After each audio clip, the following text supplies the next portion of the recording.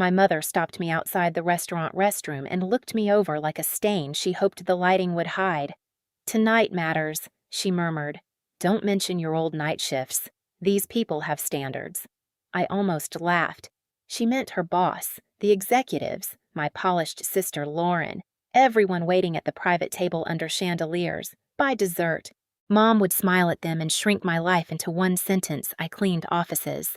What she didn't know was that 3 weeks earlier, her CEO had sat across from me in a lease meeting and called me the reason his company was staying.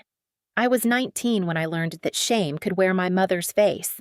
The first office building I ever worked in had 12 floors, 3 broken service elevators, and a lobby that smelled like lemon cleaner after midnight. My shift started at 10, when the lawyers, brokers, and managers had gone home, leaving behind coffee rings, crumpled contracts, lipstick on glass rims, and trash cans full of lives I was never supposed to enter. I wore gray rubber gloves and a navy uniform with my name stitched crookedly above the pocket. Ella. 5 letters my mother somehow made sound smaller whenever she said them. I took that job because community college was not free. Rent was not patient, and I had already learned that asking Diane Hayes for help came with interest. She never forgot a favor. She only renamed it later as proof that you owed her. Lauren never had to learn that math.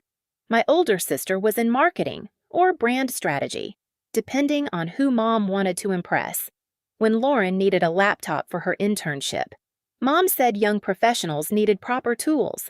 When I asked about a property management course, she frowned as if I had requested money for a hobby involving dirt. One night, she saw me behind Meridian Plaza, changing out of my work shoes beside my car.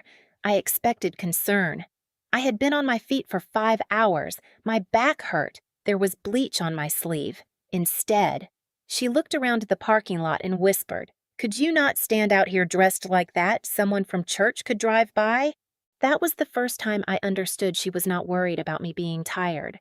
She was worried about being seen as the mother of someone who cleaned up after important people.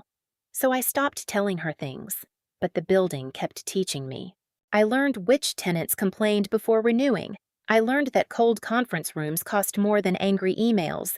I learned that a broken elevator could change a lease negotiation faster than a glossy brochure. While I emptied trash cans, I read discarded floor plans. While I wiped down tables, I listened when Raymond Ortiz, the building manager, explained why vacancy killed owners slowly.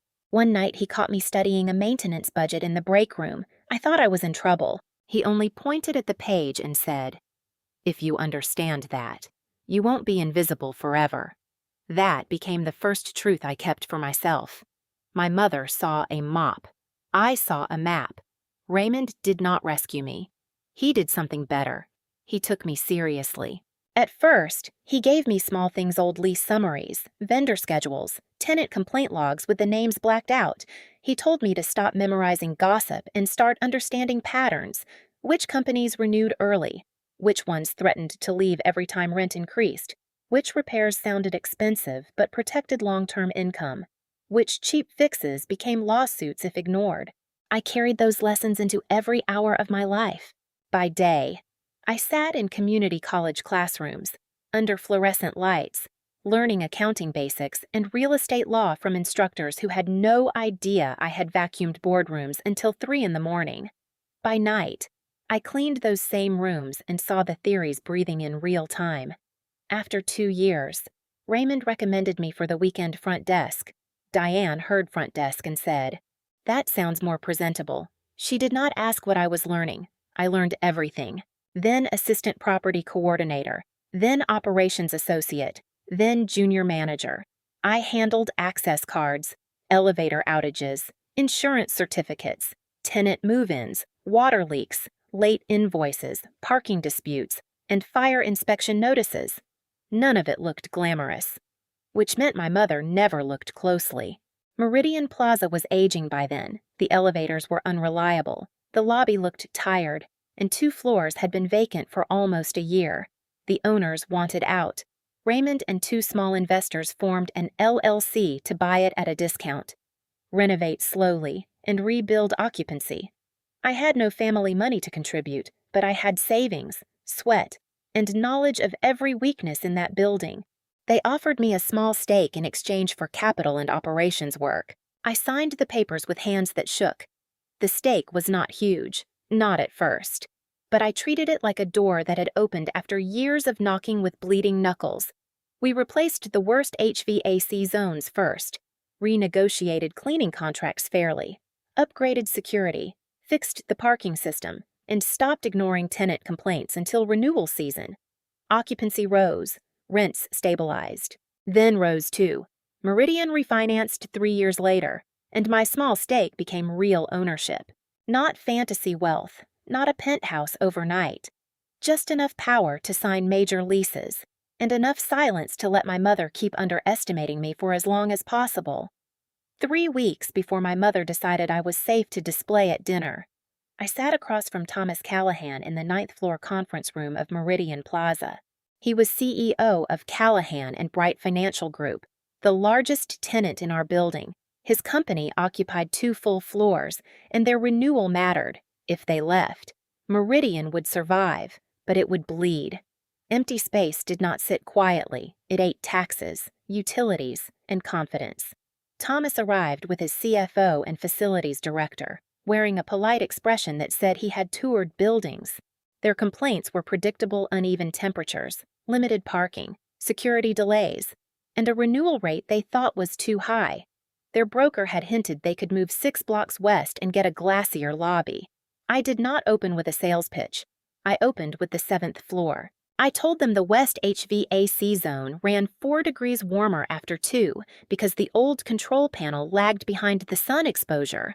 I told them the parking shortage was worst on Tuesdays and Thursdays because 2 tenants held overlapping client days.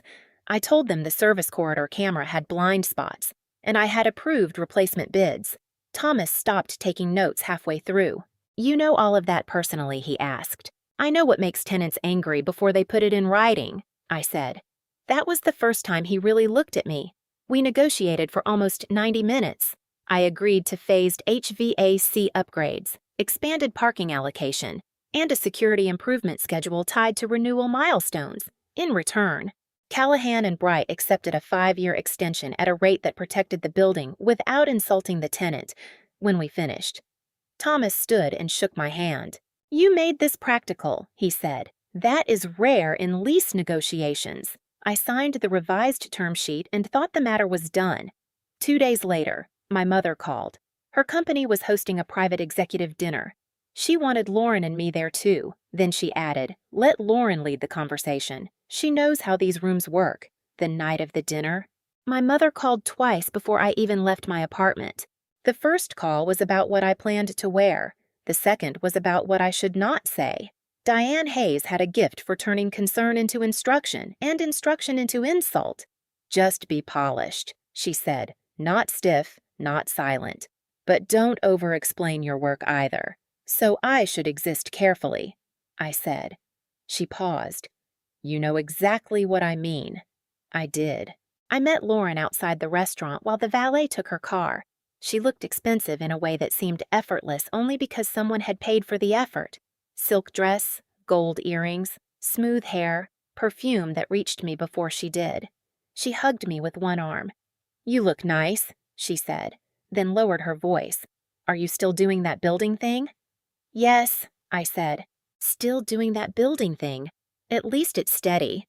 Her smile was kind, which made it worse. Inside, the private dining room glowed with amber light. My mother transformed the moment she saw Thomas Callahan. Her shoulders lifted, her voice warmed. She became the version of herself she saved for people whose opinions could be converted into status. My father, Martin, sat beside her, quiet as always. He noticed tension, then chose peace over truth the way he had my entire childhood. Thomas greeted me politely, without recognition at first, because I was not wearing my meeting blazer and the lighting was softer. His CFO sat to his left. Marcia, my mother's coworker, watched everything with sharp little eyes. Lauren took her seat like she belonged at the center of the table. Dinner began with Diane telling everyone about Lauren's branding campaign. She called it visionary. She said Lauren had always known how to command a room. Lauren laughed modestly. But she did not correct the exaggeration. I listened. I ate carefully. I let them have the first act. Then Thomas turned toward me. "And Ella," he said. "What do you do?" I opened my mouth. My mother's hand landed on my wrist, light enough to look loving, firm enough to be a warning. This time, there were witnesses, linen napkins, and her boss across the table, waiting. And suddenly, I was 19 again, standing in a parking lot while she looked ashamed. My mother smiled at Thomas Callahan as if she were about to share something charming. "Ella has always been the practical one," she said, still holding my wrist. "She works around offices, cleaning, upkeep, that kind of thing. Very hands-on." For half a second, nobody moved. The CFO gave a polite nod, the kind people offer when they have been handed information they do not know how to value. Marcia's eyebrows lifted with interest. Lauren looked down at her wine glass, but I saw the corner of her mouth move. My mother continued, softer now, almost generous. "She never cared for the corporate track like Lauren, but she works hard. There is dignity in honest work." Of course, of course. That was how Diane Hayes buried people, not with insults sharp enough to challenge, but with kindness shaped like a lid. Heat climbed my neck, not because I was ashamed of cleaning offices. I had never been ashamed of that. I was ashamed that my own mother still believed the worst thing about my life was a job that had kept me alive.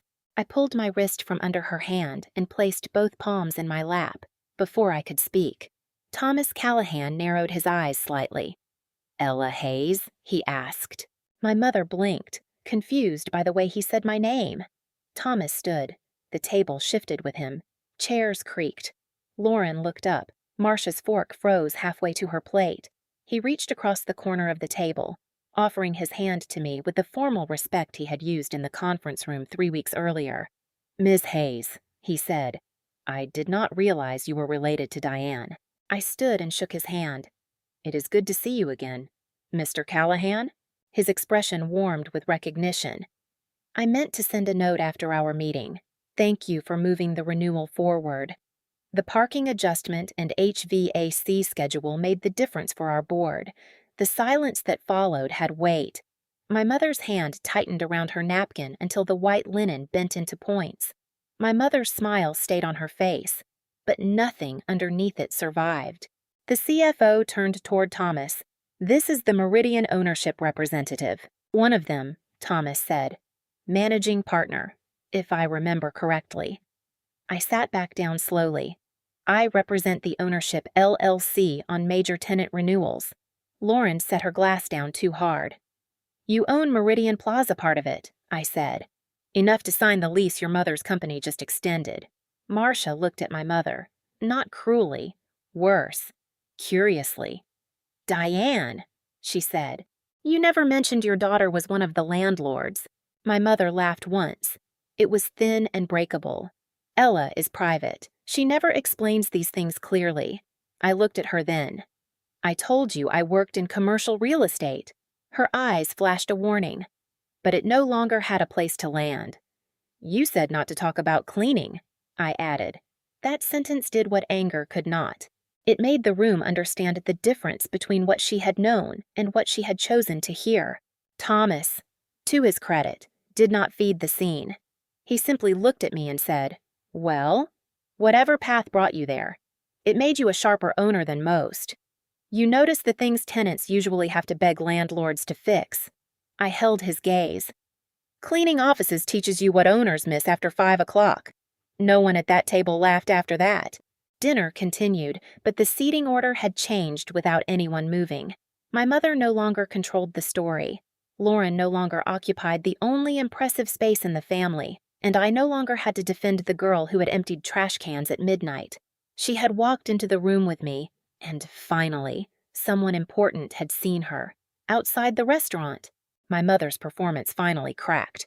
She waited until Thomas and the others had stepped toward the valet, then pulled me beside a stone planter as if I were still a child who could be corrected in corners. "How could you do that to me?" she hissed. I stared at her. The same woman who had reduced my career to a mop in front of her boss was now shaking because the truth had answered back. "I didn't do anything to you," I said. "You embarrassed me." "No," I said. "You introduced me as someone you were ashamed of. He introduced me as someone he respected." Her mouth opened, then closed. For once. She had no graceful version ready. Lauren came out next, arms folded, face tight. "So how much of the building do you actually own?" There it was, not an apology, not even surprise softened into pride, just a recalculation. "Enough," I said. "That's not an answer. It's the only one you need." Lauren's eyes sharpened. "I know several brands looking for downtown space. I could connect you with them. Maybe we could help each other." I almost admired how fast she adjusted. 5 minutes earlier, I was the sister with the steady little building job. Now I was a door. "I don't mix tenant decisions with family pressure," I said. My father finally stepped between us. "Diane," he said quietly, "you went too far tonight." Mom turned on him. "And now you speak." He looked down, and that told me more than any defense could have. His silence had never been confusion. It had been convenience. Over the next few days, the story moved through my mother's office without anyone needing to gossip loudly. Marcia asked whether all maintenance requests should now be sent through Diane's landlord daughter. Someone else congratulated Mom on raising a commercial real estate owner. Every compliment bruised her because accepting it meant admitting what she had tried to hide. Thomas kept work professional. He emailed me about the revised HVAC schedule and thanked our team for moving quickly. I replied as managing partner, not as Diane's daughter. Then Mom texted me, "You should have told me you were doing this well." I read it twice. Then I wrote back, "You should have asked without being ashamed of the answer," for the first time. I did not chase her comfort after telling the truth. That boundary felt colder than forgiveness, but it was clean.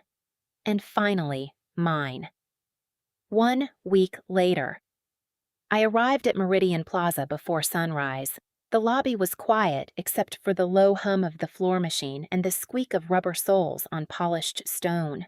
The night cleaning crew was finishing their shift, moving tiredly but carefully, the way people do when they know no one will notice unless something is wrong. A young woman in a navy uniform recognized me from the building management notice board. She straightened too quickly, almost embarrassed to be caught holding a mop. I knew that posture. I had worn it for years. "Is the 6th floor vacuum working again?" I asked. She blinked. "Yes, ma'am." "And the break room sink, still leaking a little." I made a note on my phone. "I'll have maintenance there this morning." Raymond stood near the security desk. Older now, smiling like he had watched a circle close. The young woman looked at me and said, "Most owners don't ask us things like that." I looked at the floor I once cleaned after midnight. "Most owners never had to," I said, and I walked upstairs carrying every version of myself with me.